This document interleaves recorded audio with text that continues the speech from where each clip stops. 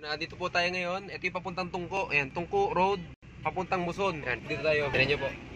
Kuha tayo ng unit. Nagpa-reserve na tayo kanina. Ayan, dito tayo sa same na dinahanan natin nakaraan. Doon pa rin. Ayan, hawak-hawak na natin yung cellphone ngayon. Kaya medyo malog. Pasensya nyo na.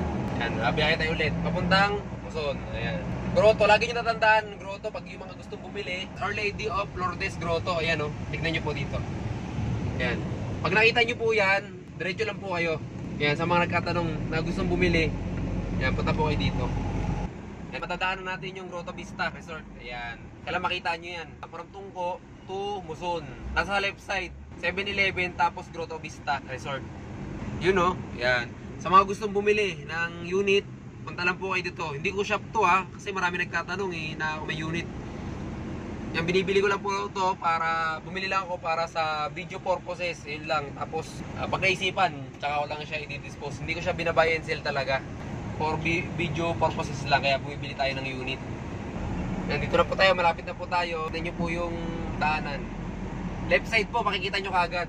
Yung barangay Gaya-Gaya, ito na po yun. Yan, Lucky Star. Yan, pag nagbibili po kayo ng repo, tsaga-tsaga lang. Hindi naman porket ganito to, laging meron. Kasi marami rin bumibili. Yan, bibili na tayo ng unit.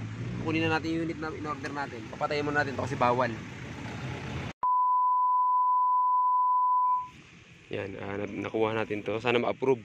Pinapa-approve ba natin? Sana makuha ng 7,000. Yan, kasi marami rin tama. Yan, nakuha na natin yung unit. Ito yung presyo, nakita nyo yan. Ito yung kulay puti. Presyo ng kulay puti yan. Tapos yung isa, ito. Yan. Ito yung price na nakuha natin. Yan. Okay. Kompleto ng papel to. Papalikan na lang natin. Okay na. Let's get it on. Yan, kinarga na namin. Yan.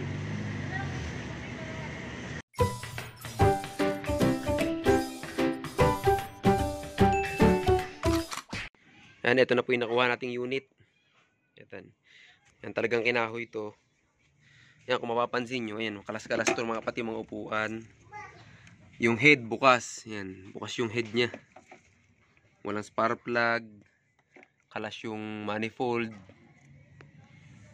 Kasi ito walang mga tornilyo. Walang tornilyo yung tangke. Yan, maraming gagawin dito pero unahin natin to. Kasi ito yung isa. Yan, ito, kompleto din, kaya lang hindi mapadyakan. Hindi siya makik. Kasi nakita ko siya, bukas din yung head niya. Bukas yung head. Yan, bukas yung head. Tapos walang spark plug. Malamang kinalawang na yung piston nito. Tapos basag yung makina. Yan, basag. Nakuha natin siyang ganito. Tapos baloktot yung telescopic. Yan, medyo maraming gagawin sa motor na to. Unahin natin itong scooter. Nahubaran ko muna siya. Ito yung scooter. Yan, kompleto ng flarings. Kompleto siya. Binigay nung manager ng Lucky Star yung mga flarings niya. Yan, ito talagang kinahuyan talaga siya. Yan, kaya mura ibinigay. Ngayon, medyo naghigpit sila. May mga application na kahit bibili kayo ng mga second hand. Tapos, yung opisina na yung mag-appraise nung value ng motor kung magkano pwede nilang ibigay. Yan, ito binigay nila sa akin to. Pina-approve natin to ng 4,500. Tapos yung itong isa, ibinigay nila ng 2,500. Kaya 7,000 tong dalawang to. Kung meron pa sana tayong budget, makakakuha tayo ng 310. Yan, 3 units for 10k ulit. Yan, dahil yun lang yung budget natin. Ito lang muna yung kinuha natin. Yan, hubaran ko muna tong isa para ma-start na natin. Yan, start ko muna ng karasin yung mga kaha.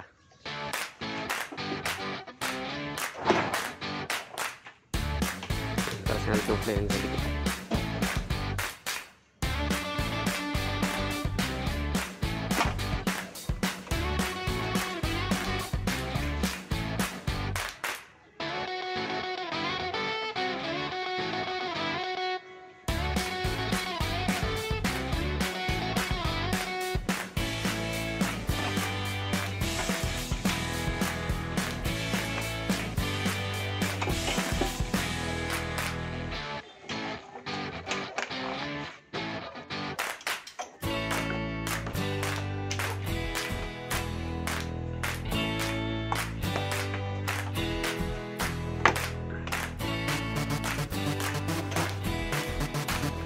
Sira na rin yung ano natin, padyakan na ito. Ayusin natin. Kailang problema, winelding.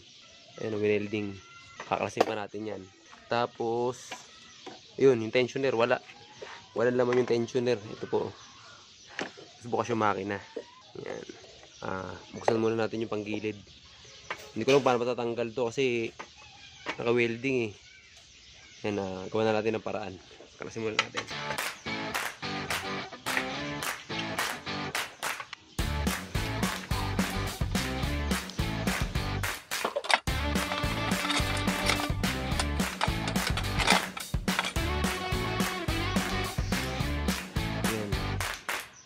Tanggalin natin to.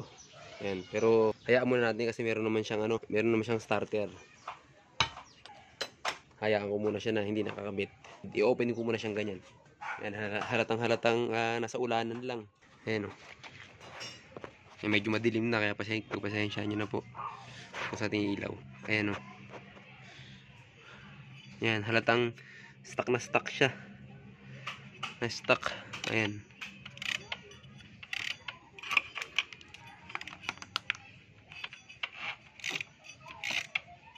Ayan. Stuck siya. Tingnan natin yung mga ibang problema. Hindi ko pa siya naasikaso dahil wala pang budget. Ayan. Yung carb niya ito sigurado sobrang dumi na. Tingnan natin. Ayan, stack up na rin pati carb. Ayan. Yung head. Hindi ko alam kung may gasket pa to. Ayan, pero kalas yung head. Ayan, kalas. Maluluwag yung tornilyo. Ayan, check natin. Ba't maluluwag yung tornilyo na to? Ayan, ito yung problema sa kasa. Ayan, kinakahuyan yung mga motor. Ayan. Ito yung problema sa mga nut running.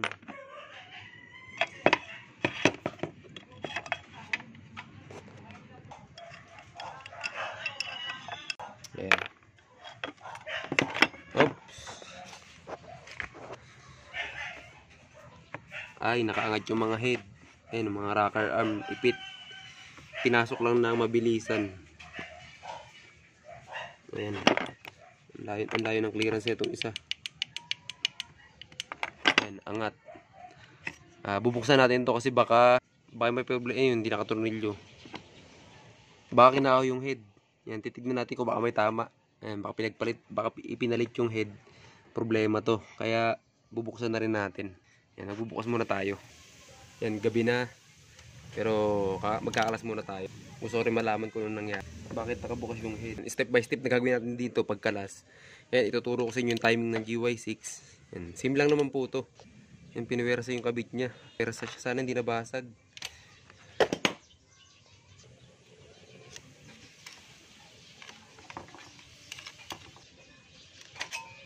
Yan.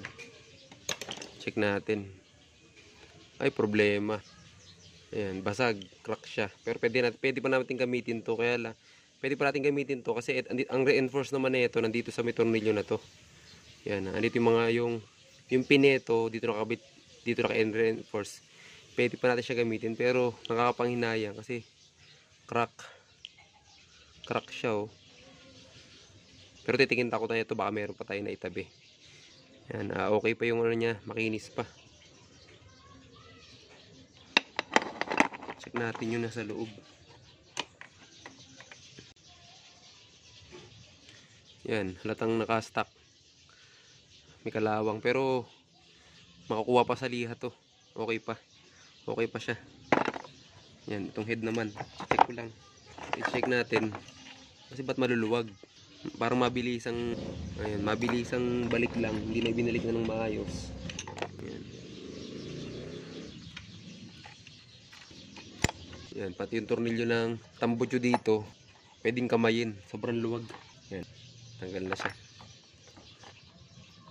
Yan, pangalawa, tanggal na. Para sure, kakalasin na natin.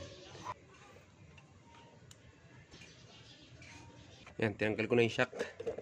Ito yung shock ko. Yan, kinalas natin yung shock Para mabunot natin to kasi ay mabunot ng manifold, stack up na. Basang-basa na ng tubig. Yan, puro humid na. Angatin ko lang yung makina para mabunot to. Ay, walang vacuum.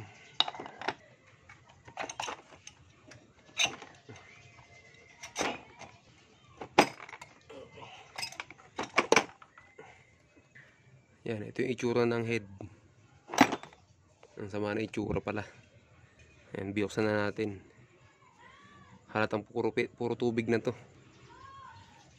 Bubunutin ko na rin yung black.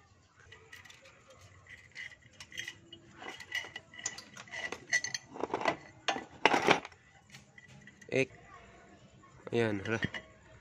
Yung itsura. Puro tubig. Ayan, puro tubig na. Hugasan na natin to. Yung problema niya.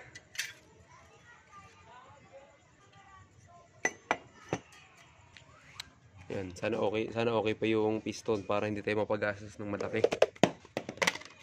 Kakalasin ko to ngayon tapos bukas na tayo ulit magbi-video. Yan, hugasan muna natin yung mga makina. Okay, nalis ko na rin yung piston. Yan, babad na babad. Yan. Check natin kung kumusta yung clearance.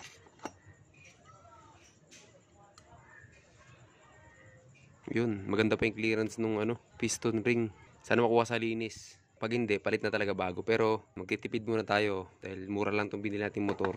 Kadalasan naman na nabibili ko, linis lang, okay na. Pakita ko yung sa GY6. Kung mapapansin nyo, malaki yung lagayan ng piston nya. Ayan, kabitan ng black, malaki.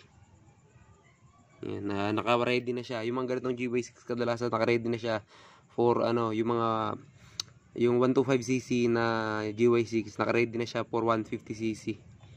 Ayan, 57 yung cash sa kanya, pero yung iba 58.5. Hindi ko alam kung nagwawalwal pa sila, hindi ko sure kasi hindi pa ako nagkabit ng ganun na nagwalwal sa mga ganitong scooter. Yan, bihirang-bihira. Yan, halos hindi pa ako nagkabit. 57 nagkabit na, plug and play, pero yung 58.5 never ko para try maglagay.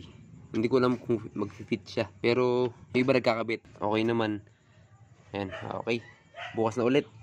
Yan, mag-start na po tayo magkabit ng valve seal. Yan, ito yung binubulit natin na GY6. Yan, paano magkabit ng valve seal.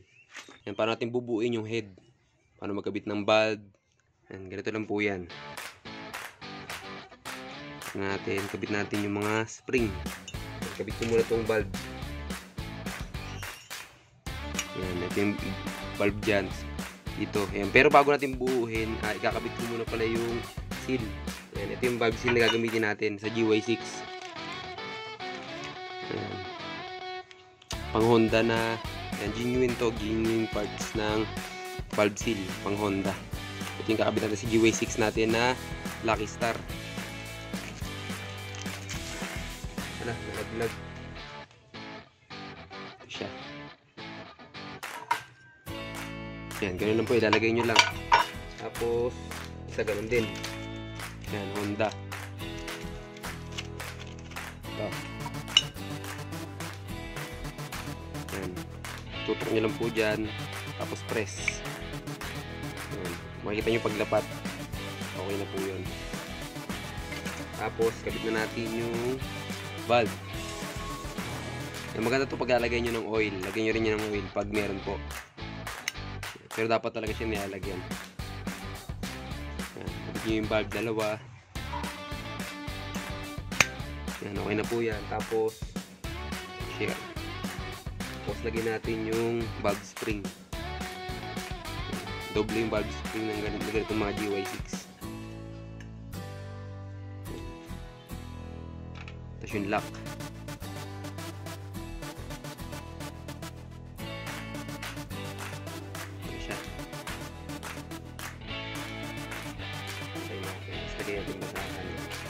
Try natin kung ano mangyayari. Yun. Nag-lock na siya. Bila naman.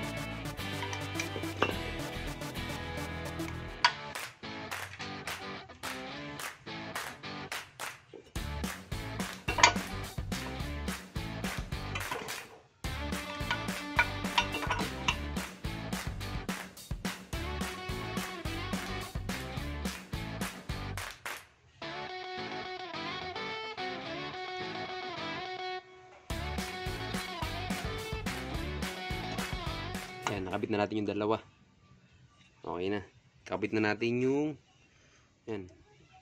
Nastakan ng tubig kaya ganyan tsura. Pero okay na po yan. Wala po yung leak.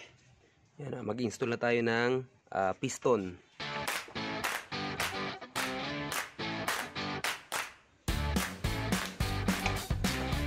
Yan, ito yung gagawin natin piston ring KY. Yan, basta ito. Yan, paano naman magkabit ng piston ring pang GY6? Yan, halos parehas lang procedure lahat. Unahin natin to sa spring ng oil. Ito.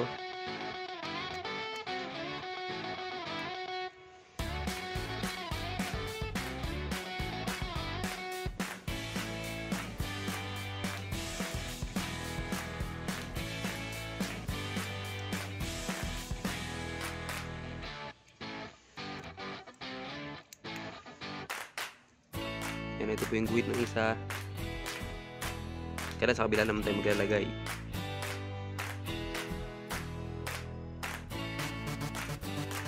Tapos next natin, alin yung pangalawa, alin yung una.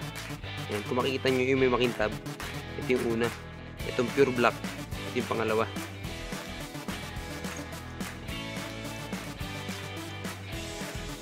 So ito. Okay na. Yan, pwede natin isalpak tong piston. Yan, nakalagay yung in. Ito yung sa may carb part. Yan, sa ibabaw.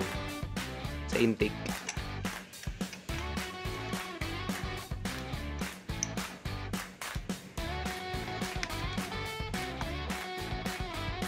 Yan, basta ilagay yung lock. Yan, hindi ko mabidyo yung gilid kasi may mga nakaharang na kaha.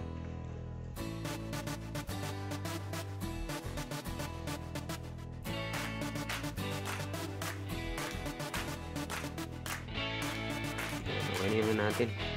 Lagyan ko lang oil yung piston ring natin. Okay. Pwede natin salpak na yung block. Yung gasket.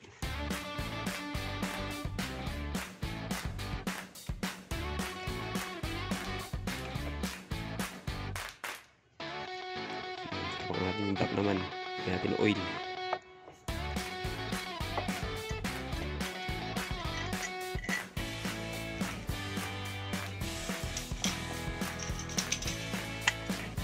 Mapat na rin siya. Kaya pag nagkabit kayo, dandahan lang. Huwag nyo siya pupwersahin dahil yung piston ring pwedeng mabali. Yan, sayang yung pera.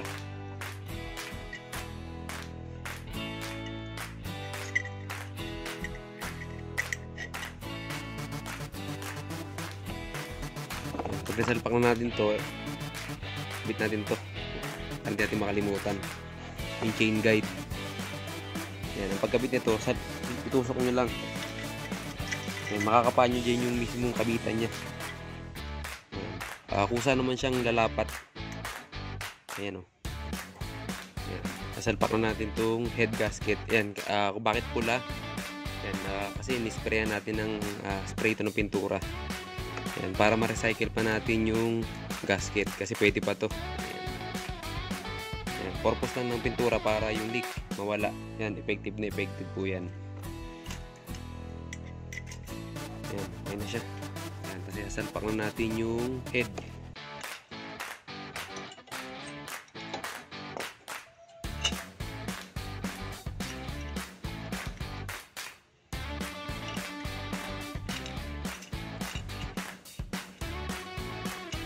Yan, okay na. Yung pag-timing, ilalagay ko sa ibang video para sa yung mga hindi magka-top overhaul. Yung ma-check lang nila kasi may pagkakataon na yung timing natin tumatalon kapag lawlaw na tong timing chain. Yan, pag sira yung tensioner natin, tapos yung etong timing chain masyado na maingay dahil sa lawlaw na, may possible na tumalon yung ating gear na mawala siya sa timing. Ayan. Kaya ihiwalay ko siya. Ayan.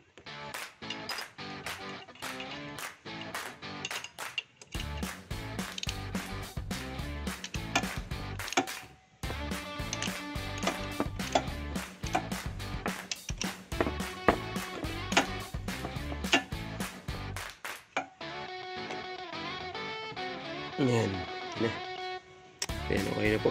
Sarado na natin yung makina. Yan, ito na yung nagawa natin.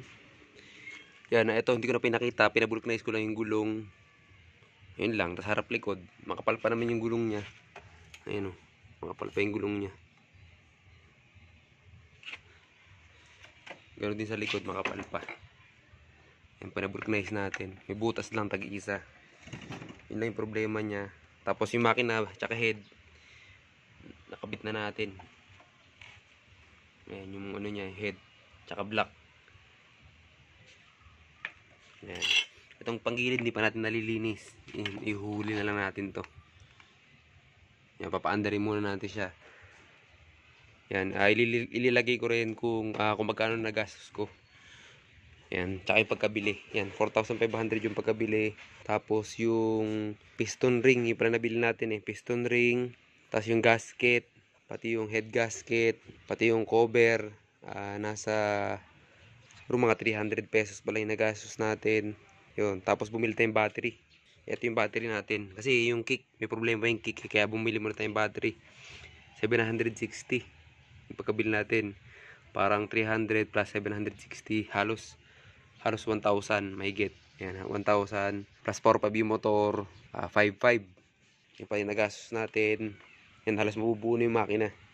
Kasi ibang parts, meron pa akong stock dati. Pero ito, yung mga ganito, pwede pa naman gamitin to. Pwede pa siya. Pero may mga stock kasi ako. Dahil lagi ako namimili ng mga repo unit. Ayan. Ayan, ito na siya. Ayan.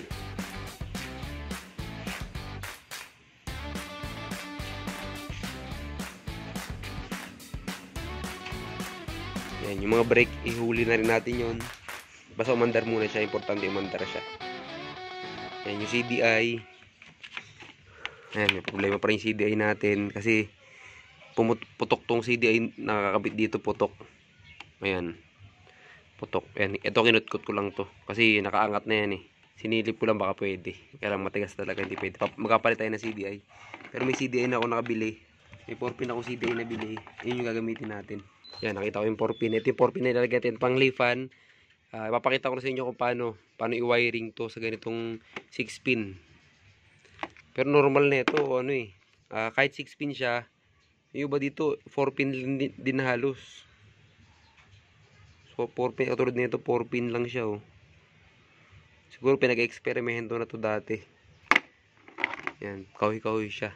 Pati yung floater nito, tanggal Tanggal yung floater. Lilinisin pa natin yung tangke. Hindi ko lang kung may kabitan pa to ng mga mukhang marami-rami pa tayong gagawin. Pero, matagal lang siya dahil naka-video siya. Yan, matagal lang magbuo pag naka-video. Pero kung hindi natin bibidyohin to, saglit lang to. Papaandar natin kaagad. Yan. Dahil naka-video siya, yan, step by step natin siyang bibidyohan. Yan, dahil madilim na, inabot na yung dilim, hindi natin pwede ituloy yung pag-video natin dahil didilim. Yan, bukas na ulit. At least nakabit na natin yung block tsaka head. Yung importante doon, bukas, firing na ng makina. Yan, isa pa yung carb. Lininis na natin. Ito yung carb. Ito yung carb niya. Ang problema sa carb, ang problema, binasag nila yung dating may-ari siguro. Binasag nila yung ere. Yung adyasan ng air and fuel mixture. Ayun. Ito yun. Basag Ayan, binasag. Hindi ko alam kung anong purpose bakit binasag. And okay pa naman sana yung carb. Nagawa natin, nare-remedyohan natin, baka pwede pa. Baka pwede pang may gawin dito sa carb na to. Ayan, sayang. Yun lang yun niya. Ayan, kakabit ko na yung mga hose. Yung carb, hindi ko nung papalitan to problema. Sira pa yung carb dahil may basag. Ayan, sinalpa ko muna siya. Kabit ko muna yung mga hose line.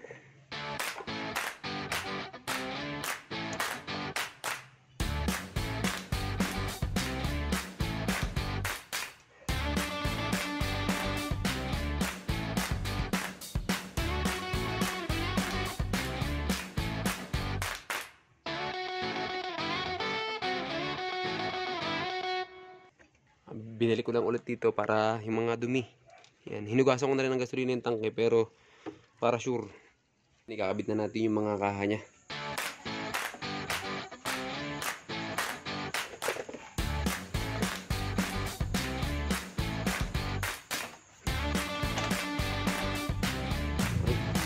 Pwede ko na may upuan. Ayun, tangkit pala.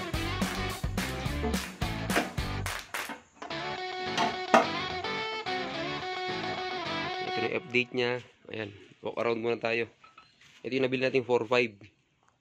Ayan, sa magkatanong kung may papel, yes po, may papel po yung Lucky Star. Ayan, punta po kayo doon. Marami po silang, yung mga ganitong unit, tsambahan po to. Kasi ito yung mga not running. Ayan, ito yung nakatambak talaga. Ayan, marami silang unit doon na for cash. May for second hand sila, yung running na, yung good running condition, sa halagang mga 7,000 to 15,000. Yan, yung iba halos brand new, mabot ng 20,000. Yan, 15 to 20, halos brand new talaga siya, sobrang kinis. Pero kadalasan 10 to 15, okay na okay. Matibay din po yung Lucky Star na mga unit kasi ito yung matagal ko na rin binibili to kasi matibay siya. Matibay siya talaga. Yan, kadalasan sa kanya kahit mga may tama na pag binili ko siya, sobrang tahimik niya pag umandar. Kadalasan katulad ng mga scooter, kadalasan gear lang yung problema. Ito siya. Walk around natin. Okay. Yan yung unit natin. Sige. Okay. Yan, linis na lang kulang niya, linis. Linis ang kulang niya. Yan. 2015 model to. May ORCR. May ORCR to pero pending pa. Ibig sabihin, ipaprocess pa to sa office nila bago ko makuha. Yan, ilang weeks bago makuha yung mga papers. Yan, kung gusto niyo mag-avail ng mga second hand unit nila, punta po kayo sa Lucky Star. Yan, kung merong branch mo na malapit sa inyo, dito po kasi sa amin, ang pinakamalapit is yung Lucky Star Gaya-Gaya, San Jose del Monte, Bulacan. Yan, yung pinakamalapit. Yan, mga ilang minutes din, mga 30 to 45 minutes yung biyahe magmula dito sa amin. Yan, ito yung pinakamalapit. Yan, punta po kayo doon. Marami pong unit sila na magaganda. Okay? Yan, ito po siya. Yan, road test na lang kailangan na ito. Yan, ayos na natin yung busina. Try natin yung horn. Starter. Yan, one click lang siya. Tapos headlight. Yan, high and low. Yan, high and low. Tapos signal light. Yan. Signal light. Bila. Yan, tapos brake light.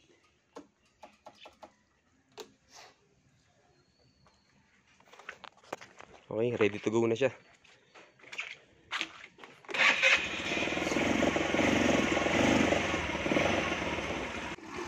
Okay, try na natin.